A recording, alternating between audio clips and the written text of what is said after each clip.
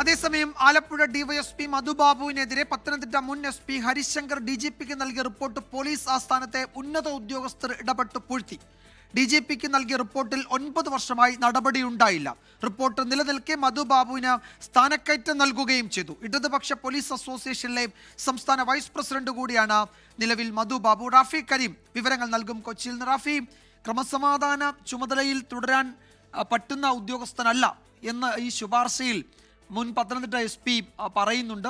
തന്നെയുമല്ല, സ്ഥിരമായി കസ്റ്റഡിയിൽ ആളുകളെ അകാരണമായി മർദ്ദിക്കുന്ന സ്വഭാവം ഈ ഉദ്യോഗസ്ഥനുണ്ട് എന്ന് SP റിപ്പോർട്ട് ചെയ്തിരുന്നു. ഈ രണ്ട് ശുപാർശയും ഈ കണ്ടെത്തലുമുള്ള റിപ്പോർട്ട് എന്തുകൊണ്ട് വെളിച്ചം കണ്ടില്ല, എന്തുകൊണ്ട് അതിൽ നടപടി ഉണ്ടായില്ല എന്ന ചോദ്യത്തിന് ഉത്തരമാണ് ഇപ്പോൾ വരുന്ന വിവരങ്ങൾ, അല്ലേ? വിജയകുമാർ, തീർച്ചയായും 12-ാം മാസം 15-ാം തീയതി 2016 ഈ റിപ്പോർട്ട് പോലീസ് ആസ്ഥാനത്തേക്ക് എത്തുന്നത്. അന്ന് പത്തനംതിട്ട ജില്ലാ പോലീസ് മേധാവിയാണ് ഈ റിപ്പോർട്ട് തയ്യാറാക്കി പോലീസ് ആസ്ഥാനത്തേക്ക് അയക്കുന്നത്. അതിനുശേഷം 9 വർഷം പിന്നിടുമ്പോഴും ഈ റിപ്പോർട്ട് പോലീസ് ആസ്ഥാനത്തെ ഫയലുകളിൽ ഉറങ്ങി എന്നുള്ളതാണ് നമുക്ക് മനസ്സിലാക്കാൻ കഴിയുന്നത്. ഒരു തരത്തിലുമുള്ള നടപടിയും മധുബാബുവിനെതിരെ ഈ റിപ്പോർട്ടിൻ്റെ അടിസ്ഥാനത്തിൽ ഉണ്ടായിട്ടില്ല നാളിതുവരെ. ഒപ്പം തന്നെ ഇതിനു മുൻപും മധുബാബുവിനെതിരെ ഗുരുതരമായ അച്ചടക്ക ലംഘനങ്ങളും ഒപ്പം തന്നെ പരാതികളും ഉയർന്നിരുന്നു. 2006 മധുബാബു ചേർത്തലയിൽ സബ് ഇൻസ്പെക്ടറായി ജോലി ചെയ്തത് മുതൽ ഈ പരാതികളെല്ലാം തന്നെ ഉയർന്നു വന്നിരുന്നു. അന്ന് മുതൽ ഇത്തരത്തിൽ ഇടിയൻ പോലീസ് എന്നുള്ള തരത്തിൽ മധുബാബുവിനെതിരെ ഗുരുതരമായ പരാതികൾ ഉണ്ടായിരുന്നു. എന്നാൽ ഇതിലൊന്നും തന്നെ മധുബാബുവിനെതിരെ നടപടി ഉണ്ടായില്ല.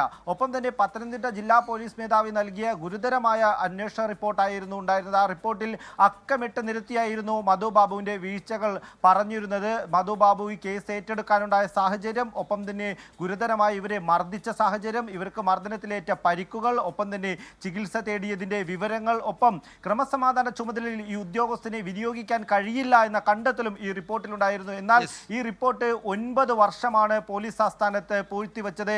ഈ റിപ്പോർട്ട് നിലനിൽക്കെ തന്നെ മധുബാബുവിൻ്റെ സീനിയോറിറ്റി പരിഗണിച്ച് മധുബാബുവിന് സ്ഥാനക്കയറ്റങ്ങളും കൃത്യമായി നൽകിയിരുന്നു. DYSP റാങ്കിലേക്ക് മധുബാബു എത്തുകയും ചെയ്തു. എന്നാൽ 9 വർഷക്കാലം ഈ റിപ്പോർട്ടിന്റെ അടിസ്ഥാനത്തിൽ മധുബാബുവിനെതിരെ എന്ത് നടപടി സ്വീകരിച്ചു എന്ന ചോദ്യത്തിന് ഇതുവരെയും ഉത്തരമില്ല. ഒപ്പം ഇടതു സംഘടനകളിൽ നിലനിന്നുകൊണ്ട് പോലീസ് സംഘടനയിൽ മധുബാബു കൃത്യമായ സ്ഥാനങ്ങൾ നേടിയെടുക്കുകയും ചെയ്തു. ഒടുവിൽ KPSO എന്ന കേരള പോലീസ് സീനിയർ ഓഫീസേഴ്സ് അസോസിയേഷന്റെ സംസ്ഥാന വൈസ് പ്രസിഡന്റായി മധുബാബു നിലവിൽ സ്ഥാനം കൈകാര്യം ചെയ്യുകയാണ്.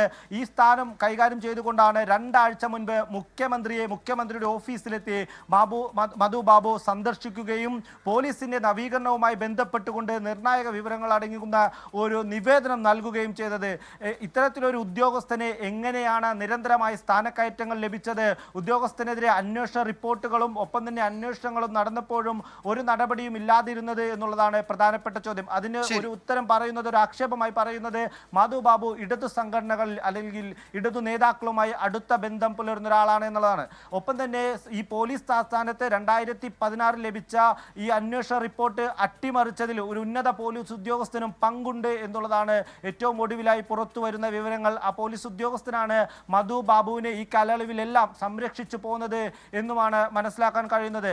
അതുകൊണ്ടാണ് 9 വർഷക്കാലം ഈ റിപ്പോർട്ട് അട്ടിമറിക്കപ്പെട്ടത്. പോലീസ് ആസ്ഥാനത്തെത്തുന്ന ഒരു റിപ്പോർട്ട് ADGP ഹെഡ്ക്വാർട്ടേഴ്സോ അല്ലെങ്കിൽ എന്തായാലും വളരെ പ്രധാനപ്പെട്ട വിവരങ്ങൾ തന്നെയാണ്. 9 വർഷക്കാലമായി ആ റിപ്പോർട്ടിന്മേൽ തുടർ നടപടിയില്ല. ഗുരുതരമായ കണ്ടെത്തലുകളും പ്രധാനപ്പെട്ട ശുപാർശകളും ആ റിപ്പോർട്ടിൽ ഉണ്ടായിരുന്നു. ഇത്തരം ഉദ്യോഗസ്ഥരെ അല്ലെങ്കിൽ ഈ ഉദ്യോഗസ്ഥനെ മധുബാബുവിനെ ഈ ക്രമസമാധാന ചുമതലയിൽ നിന്ന് നീക്കണം എന്നതടക്കമുള്ള നിർണായക ശുപാർശകൾ ആ റിപ്പോർട്ടിൽ ഉണ്ടായിരുന്നു. പക്ഷേ അത് വെളിച്ചം കണ്ടില്ല. അതിന്മേൽ ഒരു നടപടിയുമായി ഉണ്ടായിട്ടില്ല കഴിഞ്ഞ 9 വർഷമായി. റാഫി കരീമാണ് വിവരങ്ങൾ നൽകിയത് കൊച്ചിയിൽ നിന്ന്.